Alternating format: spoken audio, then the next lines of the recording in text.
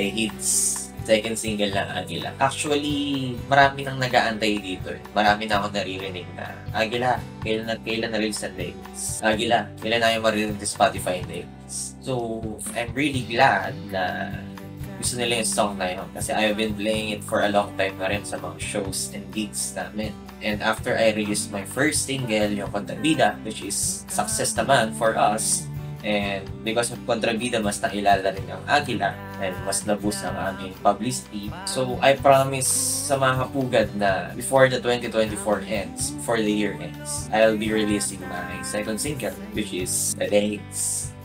Talagang ito yung pinakagusto ng mga tao sa amin, itong The Hits. Kasi ang catchy daw ng song. So, natutuwa ako dahil, di ba, nag-i-innovate ang music ngayon, nag-evolve, and nakakagalak na meron pa rin palang gusto makinig sa ganitong type of music, which is tinatawag natin tunog kalye, di ba? Which is, that's my advocacy naman. My advocacy is to bring back the classic rock vibe na umusbong noon sa atin, di ba? 90s, 2000, I guess.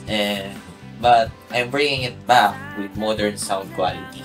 Dahil nga gusto natin makasabay sa mga music ngayon. So, before I release my second single, I rewrote it and I decided to add keys as well as violin using MIDI, diba? But the vibe, the arrangement is very classic pa rin kasi kahit ako mismo attach ako sa OPM, sa mga classic rock na nakahiligan natin noong panahong 90s to 2000s, which is tinatawag natin tunog kalye.